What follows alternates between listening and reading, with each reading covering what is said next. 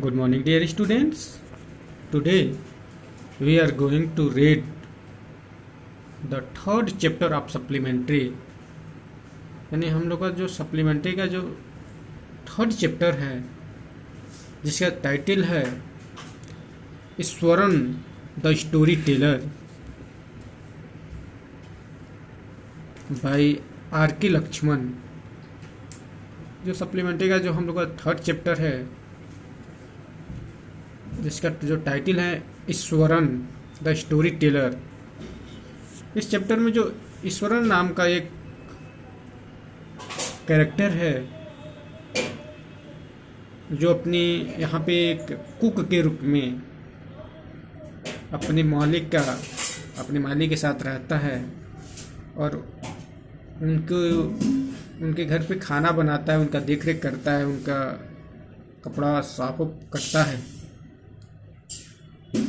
और यहाँ पे स्टोरी टेलर कहा गया है, यानी वह जो ईश्वरन है वो इतना अच्छा स्टोरी, किसी भी बात को इतनी बेहतर तरीके से कहता है कि सुनने वाला के अंदर सस्पेंस आ जाता है। यानी वो कहने का उसके अंदर तरीका अलग है, यानी किसी भी बात को वो सस्पेंस के साथ कहता है और उसके अंदर कहानी को, स्टोरी सुनाने को, एनेक्डोट्स यानी छोटी छोटी लघु कथाओं को वो सुनाने में बहुत माहिर है। तो इसी रूप में इसको इस चैप्टर में रखा गया है। तो पढ़ते हैं, स्टार्ट करते हैं इस चैप्टर को।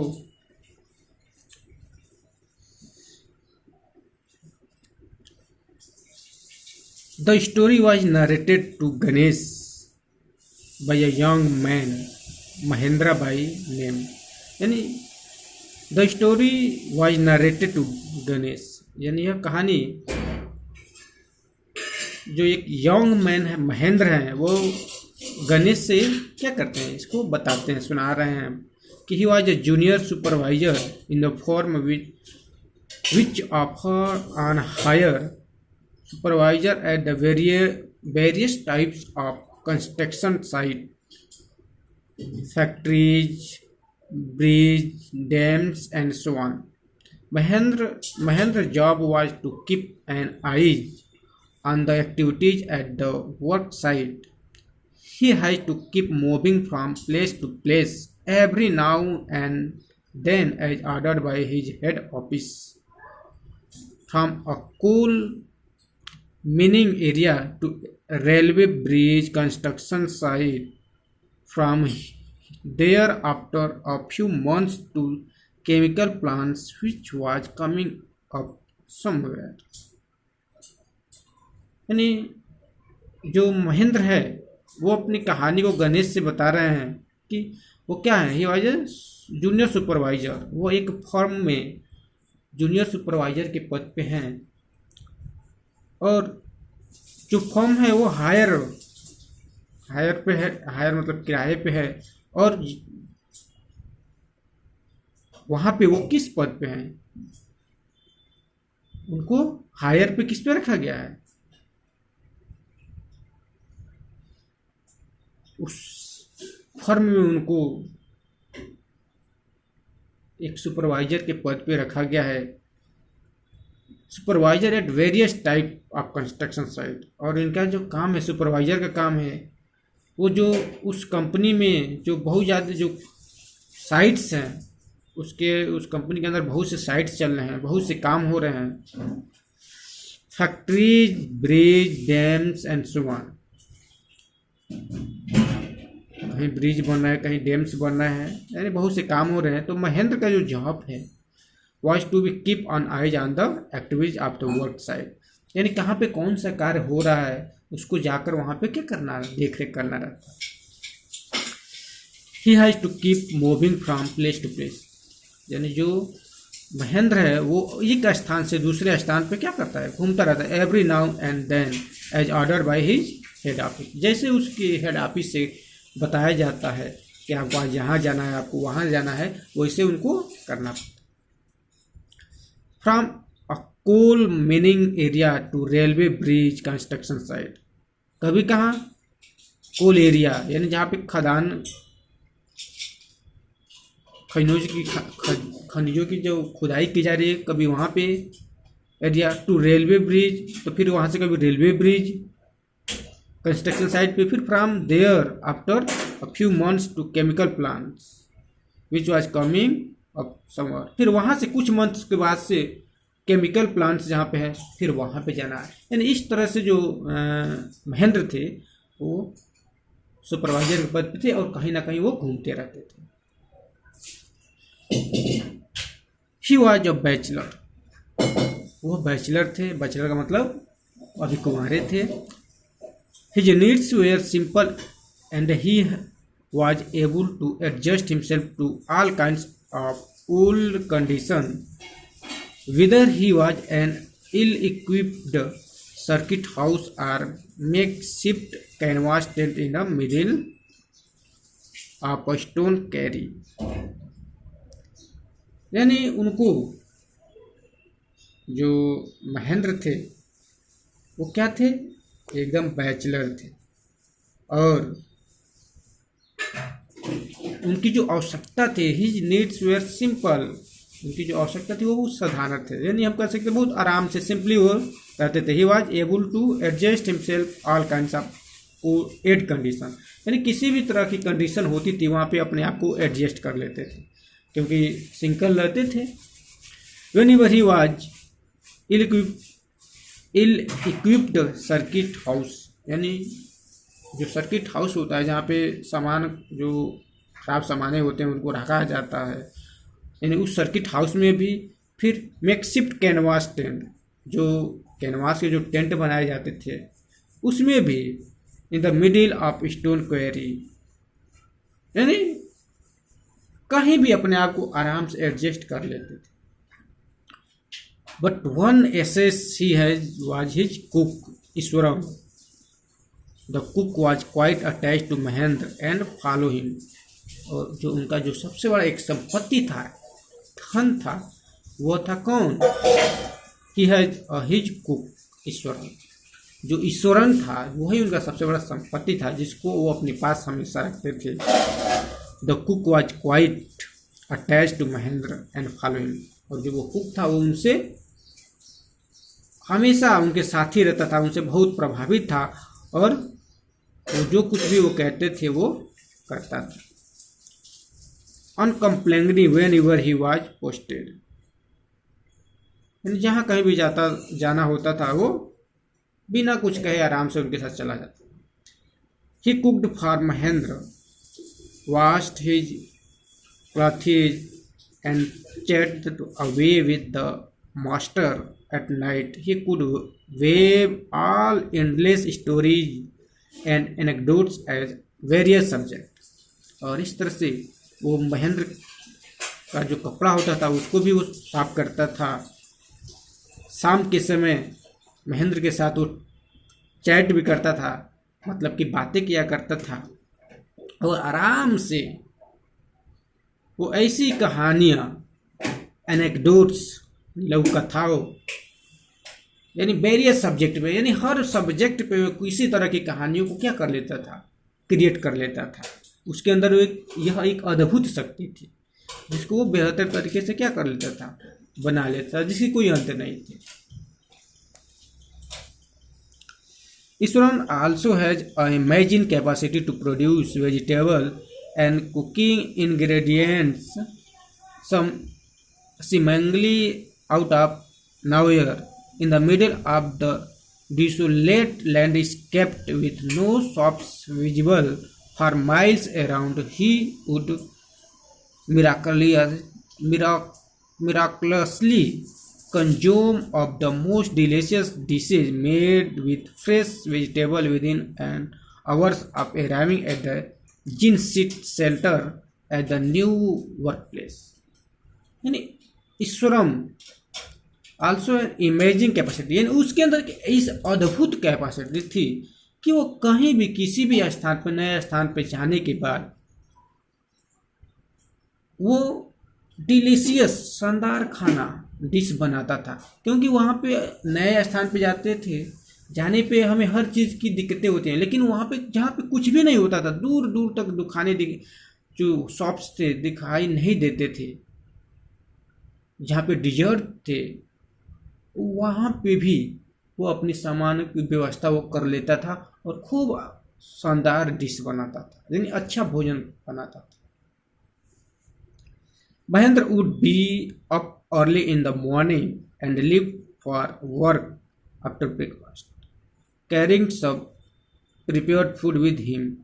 और इस तरह से महेंद्र हमेशा सुबह में जगता था और ब्रेकफास्ट करके वह निकल जाता था और carrying some prepared food with him, और अपने साथ कुछ प्रिपेयर्ड खाने को लेकर वो चला जाता। Meanwhile Iswaran would tidy up the shed, wash the clothes, and have leisurely bath, pouring several buckets of water on his head, muttering prayer all the while.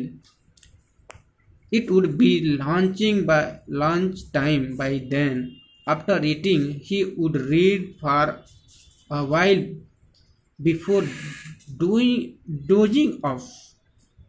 The book was usually some popular Tamil thriller running to hundreds of pages. It imaginating description and narrating florist would hold Iswaran in थ्रेल।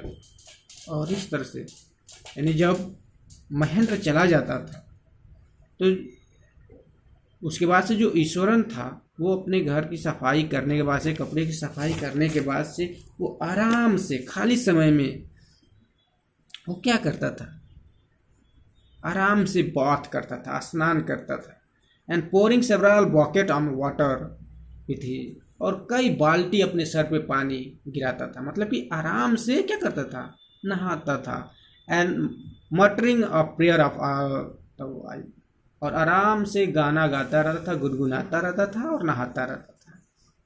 उसके बाद it was usually some popular Tamil thrill running to the 100 pages, और इसके बाद उसके पास कुछ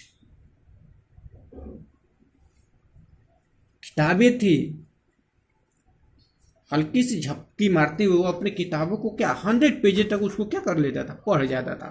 it's imaginative description and narrative flourish would hold Ishwar in the thread. और इस तरह से यह जो किताबें थी, जो उसका description and narrative flourish would hold Ishwar in the thread, यानी उसके पढ़ने के बाद से वो उस किताबों का क्या हो जाता था, यानी उसमें डूब जाता था, यानी हम कह सकते उसकी गुलाम हो जाता। मतलब कहने का मतलब ये है कि वो उसकी फेवर में आ जाता था, यानी जो भी कुछ कहता था उस बुक से ही कहता था, इतना इंटरेस्टेड उसमें लीन हो जाता था।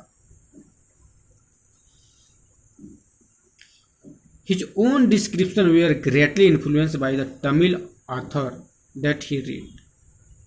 When he was narrating even the smallest of incident, he would try to work in suspense and surprising ending into the account. For example, instead of saying that he has come across an uprooted tree on the highway, he would say with eyebrows suitably arched and hands held out in the dramatic gesture, enormous busy beast laying sprawled across the road. I was half inclined to turn and go back, but as I come closer, I saw that it was a fallen tree with its dry branches spread out. Mahendra would straight himself back in his canvas chair and listen to Iswaram tell uncritically,